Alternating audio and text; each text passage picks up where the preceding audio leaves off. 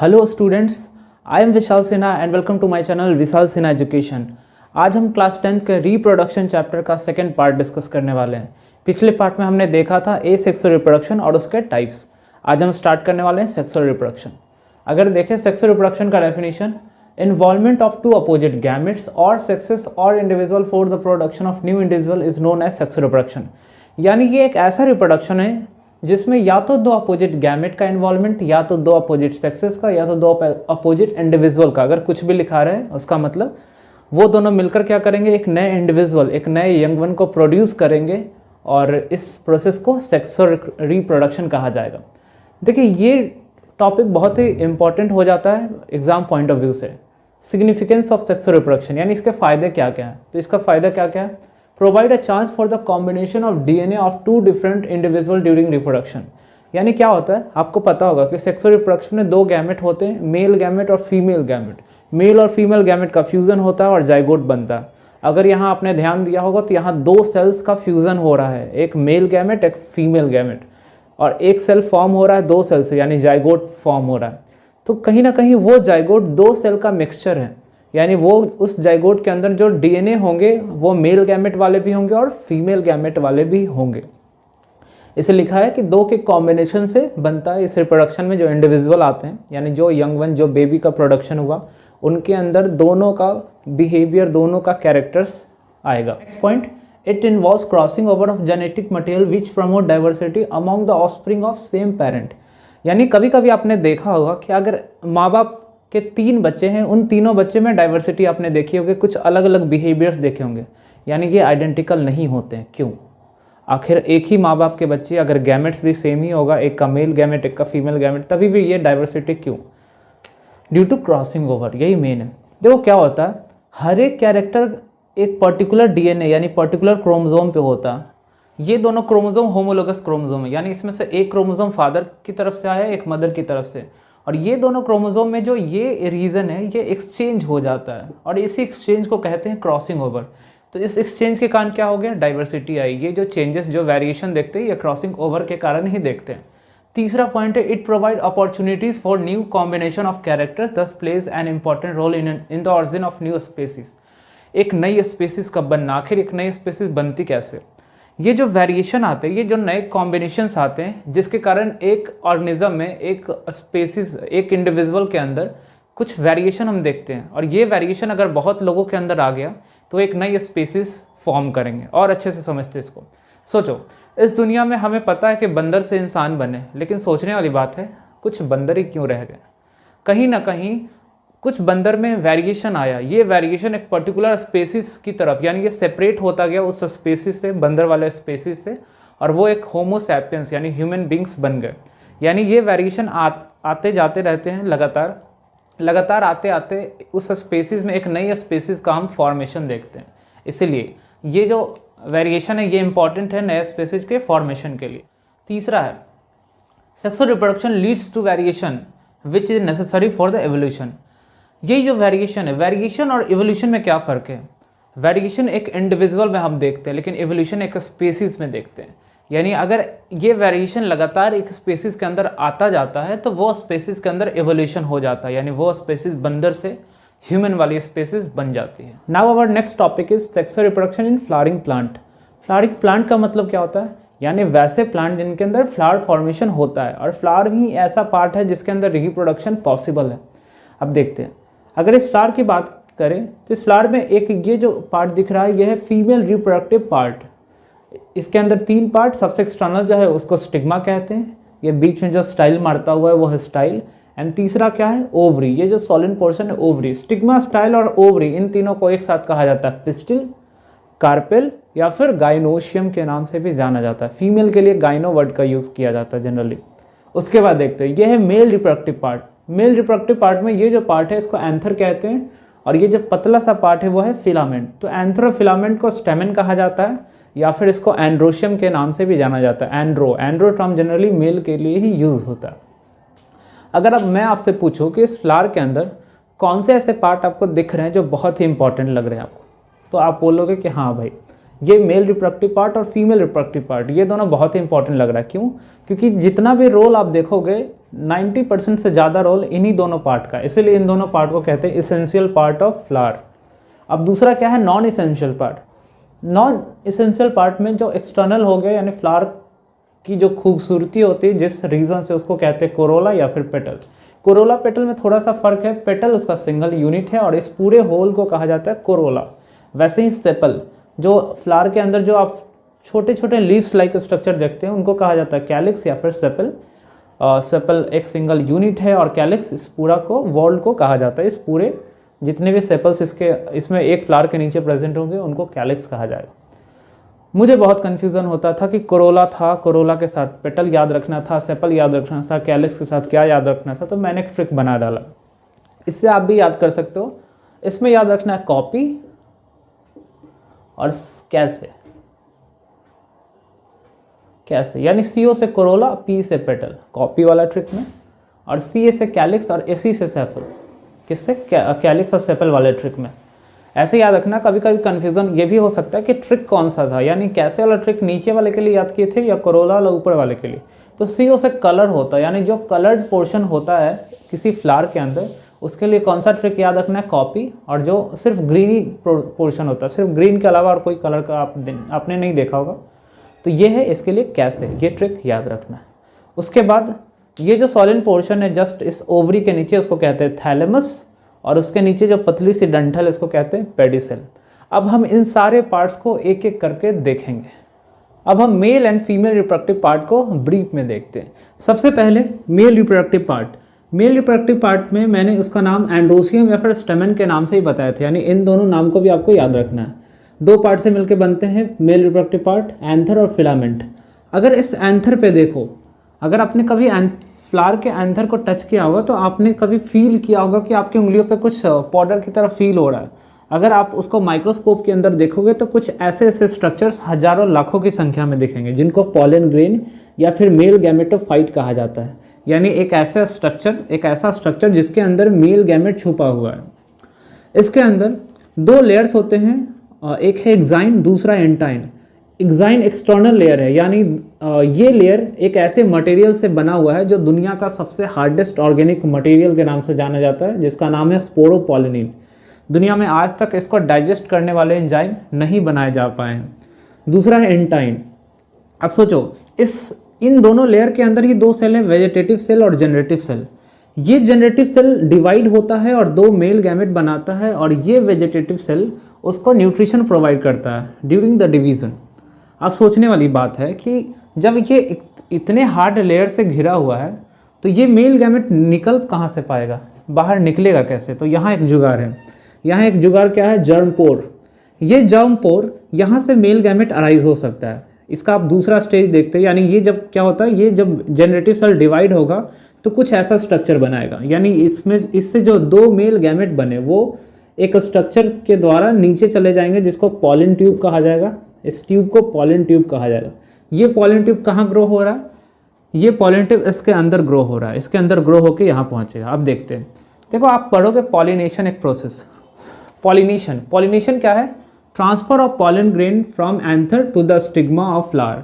यानी जो स्टिग्मा है इसके ऊपर ये इस एंथर से पॉलन ग्रेन ट्रांसफर होता है और इस प्रोसेस को पॉलिनेशन कहते हैं। यानी जब ये पॉलन ग्रेन इसके ऊपर पहुंचा तो ये पॉलन ग्रेन के अंदर जनरेटिव सेल डिवाइड होगा, पॉलन ट्यूब साथ बनेगा और दोनों मेल गैमेट अंदर की तरफ चल देंगे। अब सोचो, इमेजिन करते हैं कि ये मेल गैमेट अंदर पहुंच चुके हैं, धीरे धीरे नीचे आ रहे हैं। किसकी मदद से? पॉलन ट्यूब की मदद से, इस पॉलन ट्यूब की मदद से।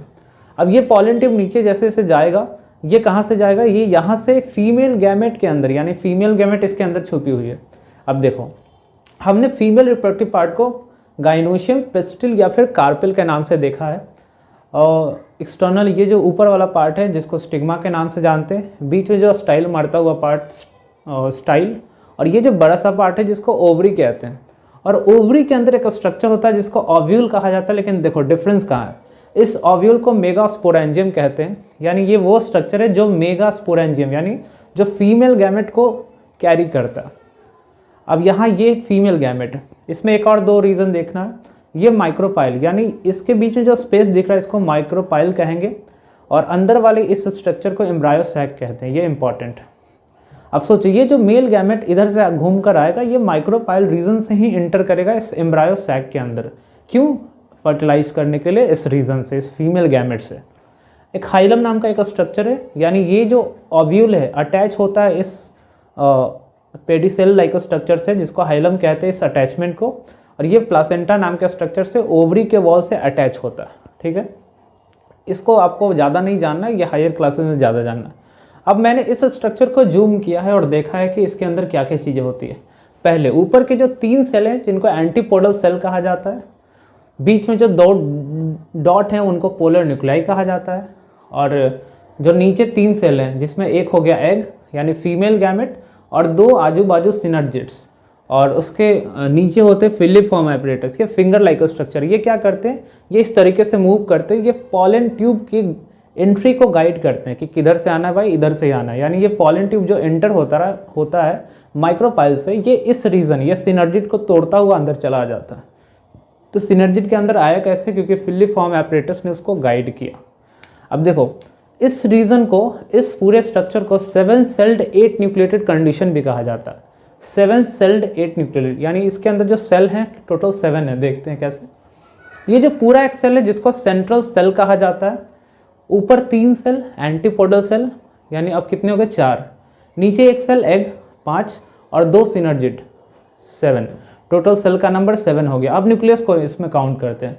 इसमें जो 3 है ये है न्यूक्लियस 3, और नीचे 3 6 न्यूक्लियस, और बीच में जो 2 है 8 न्यूक्लियस। यानी ये कौन सा कंडीशन हो गया? 7 सेल्ड 8 न्यूक्लिएटेड कंडीशन। नेक्स्ट है पॉलिनेशन। पॉलिनेशन क्या है? Transfer of pollen grain from anther to stigma of the flower by the help of biotic और एबायोटिक एजेंट। यानी जब मेल रिप्रोडक्टिव सिस्टम के ऊपर जो एंथर था वहाँ से पॉलन ग्रेन उड़ता है और फीमेल रिप्रोडक्टिव सिस्टम के स्टिग्मा के ऊपर पहुँचता है, तो इस प्रोसेस को पॉलिनेशन कहते हैं। यहाँ एजेंट की जरूरत पड़ती है, या तो लिविंग एजेंट या तो नॉन लिविंग एजेंट। यानी कुछ ऐसा समझ सकते हैं, ये हो गया female reproductive system. I think parts आपको याद होंगे, स्टिग्मा, स्टाइल, ओवरी, और ये हो गया इसका मेल रिप्रोडक्टिव सिस्टम एक फ्लावर का। इस मेल रिप्रोडक्टिव सिस्टम का इस पार्ट का नाम था, मैंने बताया था, एंथर। एंथर के ऊपर पॉलन ग्रेन होगा जिसको मेल गैमेटोफाइट कहा था। ये पॉलन ग्रेन उड़ेगा और इसके स्टिग्मा के ऊपर पहुंचेगा। इस प्रोसेस को हमने पॉलिनेशन देखा। अब देखिए पॉलिनेशन का भी 2 पार्ट है, इसको भी 2 पार्ट में डिवाइड किया गया है, self pollination and cross pollination. Self नाम से ही पता चलता है ना, यानी ऑटो, यानी जब एक ही फ्लावर के अंदर उसके एंथर से पॉलन ग्रेन उड़े और उसी के फ्लावर के स्टिग्मा के ऊपर गिरे, तो इस प्रोसेस को कहा जाएगा सेल्फ पॉलिनेशन। तो ये हमेशा एक ही फ्लावर के अंदर प्रोसेस होगा। दूसरा क्रॉस पॉलिनेशन क्या है? मान लो कि बाजू में एक और फ्लावर है, ये फ्लावर हो सकता है कि इसी प्लांट के ऊपर ही हो या फिर दूसरे प्लांट के ऊपर, सेम स्पेसीज रहनी चाहिए। अब मान लो यहाँ का एंथर का यहाँ का पॉलन ग्रेन उड़ा और इस फ्लावर के स्टिग्मा के ऊपर गिरा, तो इस प्रोसेस को हम कहेंगे क्रॉस पॉलिनेशन। तो क्रॉस पॉलिनेशन ज़्यादा कॉमन है, सेल्फ पॉलिनेशन थोड़ा रेयर है, बहुत कम फ्लावर में सेल्फ पॉलिनेशन होता है। अब देखिए जैसे कि हमने बात की कि ये एजेंट की मदद से होता है, बायोटिक और एबायोटिक, यानी लिविंग और नॉन लिविंग एजेंट। तो नेक्स्ट टॉपिक है एजेंट ऑफ पॉलिनेशन।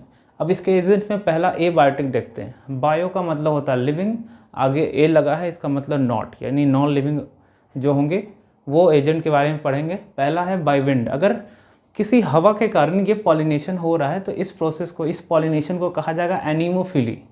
एनीमोफिली। अगर ये पॉलिनेशन वाटर के अंदर, कुछ प्लांट्स होते हैं जो टोटली एक्वेटिक होते हैं, पानी के अंदर डूबे होते हैं, उनके अंदर पॉलिनेशन होता है वाटर की मदद से, तो इस टाइप के पॉलिनेशन को कहते हैं हाइड्रोफिली। नेक्स्ट है बायोटिक, यानी लिविंग एजेंट की मदद से, यानी अगर कोई भी एनिमल पॉलिनेशन कर रहा है तो वो सब बायोटिक के अंदर आ जाएगा। एनिमल्स की मदद से उसको कहेंगे जूफिली भी कहा जाता है उसको। जनरली देखते हैं एनिमल्स में अगर आए तो पहला इंसेक्ट सबसे ज़्यादा जो पॉलिनेशन होते हैं फ्लावर्स में, उनमें इंसेक्ट का रोल सबसे ज़्यादा है, तो इसको कहा जाएगा एंटोमोफिली, यानी pollination by insect is called entomophily, pollination by birds is called ornithophily, and pollination by bat is called chiropterophily. यानी बैट, चमगादड़ भी सोचो पॉलिनेशन कर रहे हैं भाई, क्या क्या करते हैं ये, यानी चिरोप्टेरोफिली। चिरोप्टेरो वर्ड आया है इसके साइंटिफिक नेम से। जैसे कदम्मा प्लांट का नाम आपने सुना होगा, कदम्मा प्लांट में बैट ही पॉलिनेशन करते हैं। आफ्टर पॉलिनेशन, जब ये पॉलन ग्रेन पहुंच चुका है कहाँ, स्टिग्मा के ऊपर, तो वो क्या करेगा, वो जर्मिनेट करेगा। इसलिए मैंने टॉपिक का नाम लिखा है germination of pollen grain on stigma. और हम जैसे आप जैसे पढ़े लिखे लोग इसको पॉलन पिस्टिल इंटरेक्शन के नाम से भी जानते हैं। सोचने वाली बात है, अगर किसी फ्लावर का फीमेल रिप्रोडक्टिव पार्ट है, अगर उसके स्टिग्मा के ऊपर कोई दूसरा पॉलन ग्रेन पहुंचता है, तो सबसे पहले तो उसको आइडेंटिफाई करना होगा कि भाई वो पॉलन ग्रेन उसी स्पेसीज़ का है, उसी टाइप के प्लांट का है या फिर नहीं। तो क्या होता है, इन दोनों के बीच में केमिकल डायलॉग चलता है। किन के बीच में, पॉलन ग्रेन के बीच में और इस स्टिग्मा के बीच में। यानी वो पूछता है भाई तू अपने ही बिरादरी का है, तो ये बोलता है हाँ भाई अपनी ही बिरादरी के हैं। चलिए, तो जर्मिनेशन वहाँ से स्टार्ट हो जाती है। याद करो जहाँ मैंने पॉलन ग्रेन बताया था, वहाँ आपको बताया था कि ये पॉलन ग्रेन के अंदर दो टाइप के सेल होते हैं, वेजिटेटिव सेल और generative cell. Generative cell divide कर दो मेल गैमेट बना रहा था। तो ये दो मेल गैमेट मैंने बनाए हैं और पॉलन ट्यूब फॉर्मेशन भी हो रहा है। तो ये ट्यूब आगे की तरफ ग्रो होता जाएगा और ये दोनों मेल गैमेट यहाँ आगे की तरफ बढ़ता जाएगा। फाइनली ये इस ओव्यूल के अंदर ये माइक्रोपाइल रीजन से एंटर करेगा इस फीमेल गैमेट से फ्यूज़ होने के लिए।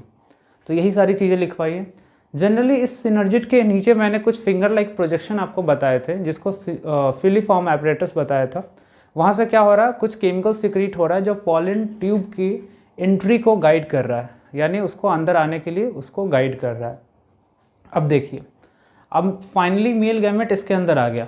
क्या होता है, ये जो दोनों सिनर्जिड्स हैं, इन दोनों सिनर्जिड्स में से किसी एक सिनर्जिड को तोड़ते हुए दोनों मेल गैमेट अंदर आ जाता है। किसके अंदर, एम्ब्रायो सैक के अंदर, या इसी को फीमेल गैमेटोफाइट कहा था मैंने। तो ये दोनों मेल गैमेट है। अब देखिए, ये था पोलर न्यूक्लियाई और ये था फीमेल गैमेट, अगर याद होगा आपको तो।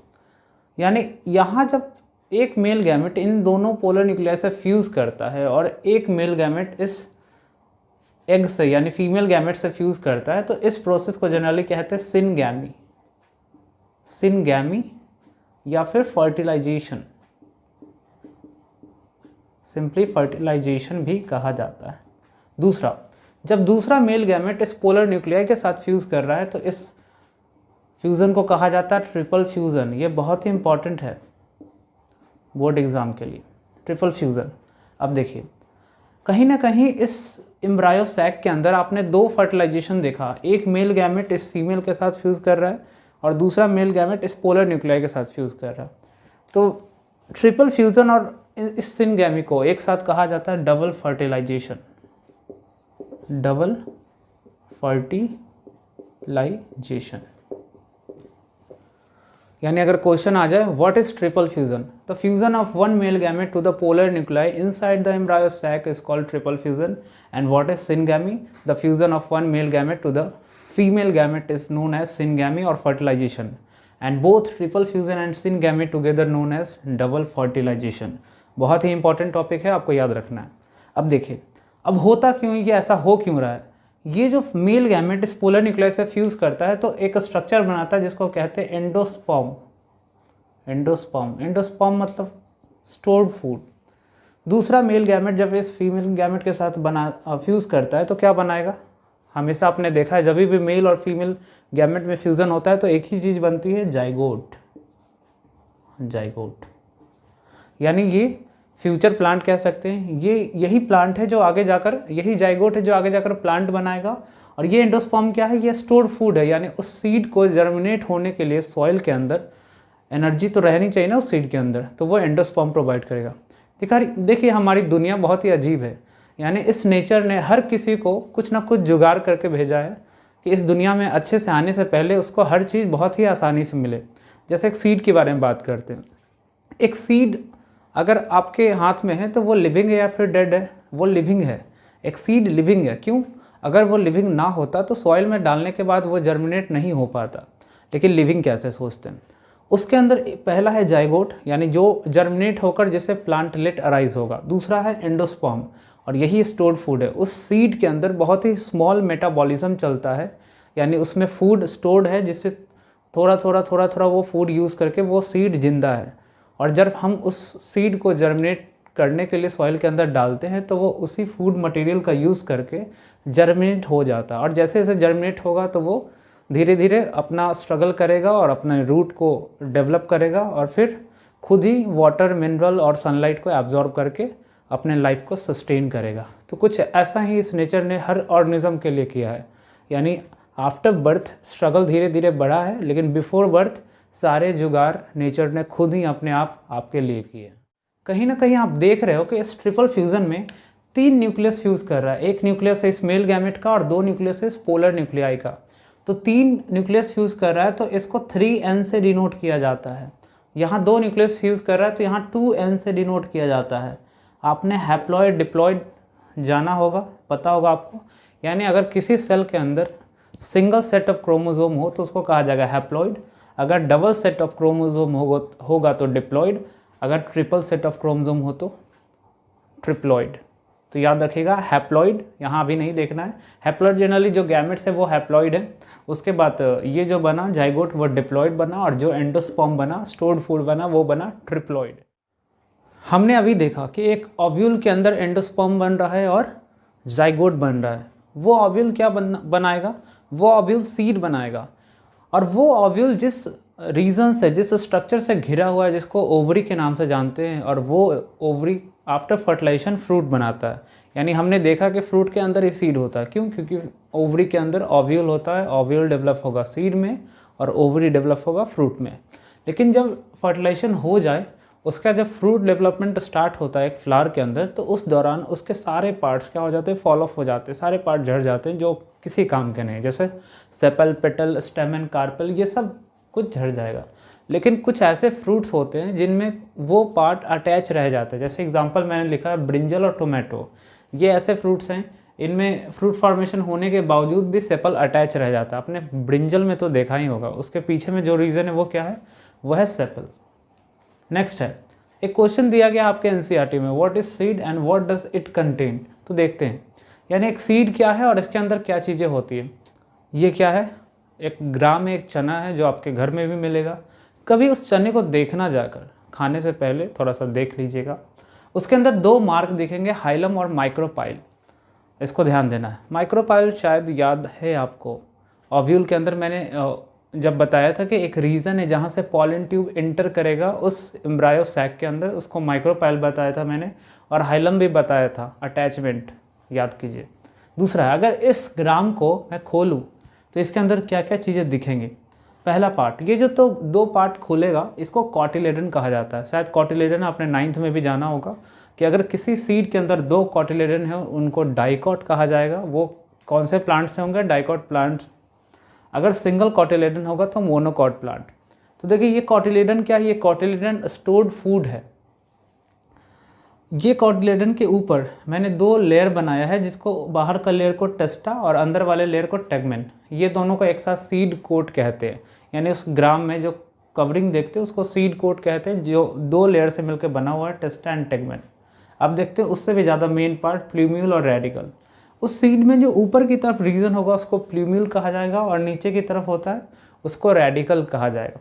यानी जब हम एक ग्राम को जर्मिनेट करने के लिए सॉइल में डालेंगे तो उसका प्लूम्यूल डेवलप होकर शूट सिस्टम बनाएगा, और जो रेडिकल है वो डेवलप होकर रूट सिस्टम। ऐसे याद कर सकते हो, आर से रेडिकल, आर से रूट, और जो बचा वो शूट। अब आप एक स्क्रीनशॉट भी ले सकते हो इस बोर्ड का।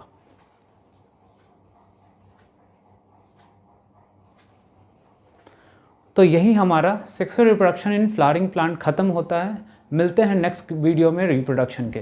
तब तक गुड बाय।